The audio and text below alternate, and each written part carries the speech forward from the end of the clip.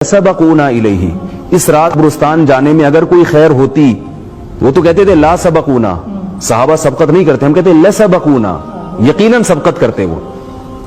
تو اس رات میں اگر قبرستان جانا سنت ہوتا تو حضرت ابو بکر تو جاتے، حضرت عمر جاتے، حضرت علی جاتے، حضرت عثمان جاتے، اور یہ صحابہ کرام کی ایک جماعت ہوتی جو جاتی، کوئی بھی نہیں گیا.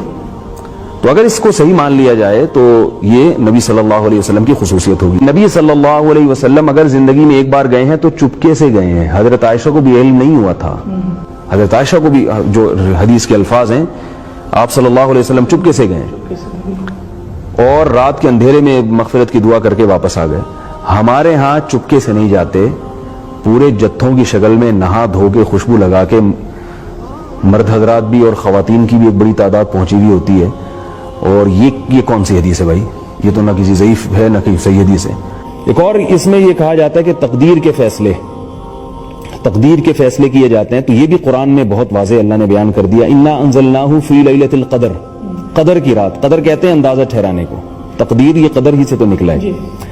اور تنزل الملائکۃ والروح فیہا باذن ربہم من کل امر، اللہ فرماتے ہیں اس میں فرشتے اللہ کی طرف سے ہر قسم کے فیصلے لے کے نازل ہوتے ہیں. سورۃ دخان میں بھی اللہ نے فرمایا فیہا یفرق کل امر حکیم، وہ رات جس میں قرآن نازل ہوا اس میں تمام حکمت والے فیصلے کر دیے جاتے ہیں. تو اللہ تعالیٰ نزول قرآن کی رات میں یہ سارے فیصلے کرتے ہیں تقدیر کے.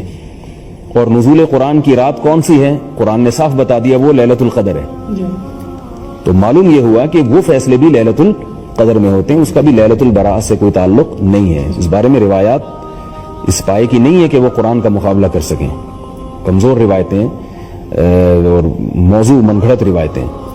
تو یہ جو ہے نا تقدیر کا معاملہ، یہ بھی اس کا ہے، اعمال پیش ہونے کا، یہ بھی لیلۃ القدر کا ہے. علامہ ابن تیمیہ رحمہ اللہ تعالیٰ نے یہ بات لکھی ہے کہ روافض نے لیلۃ القدر کی اہمیت کو گھٹانے کے لیے اس رات کے فضائل کو میں غلو سے کام لیا ہے، یعنی جو چیزیں لیلۃ القدر سے متعلق تھیں وہ یہاں پھر دی ہیں. ایک اور چیز اس بارے میں بتائی جاتی ہے اگلے دن کا روزہ. تو اگلے دن کا روزہ بھی کسی صحیح حدیث سے ثابت نہیں ہے. ابن ماجہ کی ایک روایت ہے، وہ بھی سند کے لحاظ سے بہت کمزور ہے. تو وہی بات میں دوبارہ دہراؤں گا کہ فضیلت میں کسی عمل کی کو ثابت کرنا تو درست نہیں ہے. پہلے سے ثابت شدہ کوئی عمل ہو تو اس کی فضیلت میں ضعیف حدیث بیان کی جا سکتی ہے. ضعیف حدیث سے کوئی چیز ثابت نہیں ہوتی. تو 15 شعبان کا روزہ، اس کا اسلاف میں ہمیں نہیں ملتا کوئی کسی مستند روایت میں کوئی تذکرہ ہو، کوئی، اور ابن ماجہ کی اس روایت کے علاوہ بھی کہیں ہمیں کوئی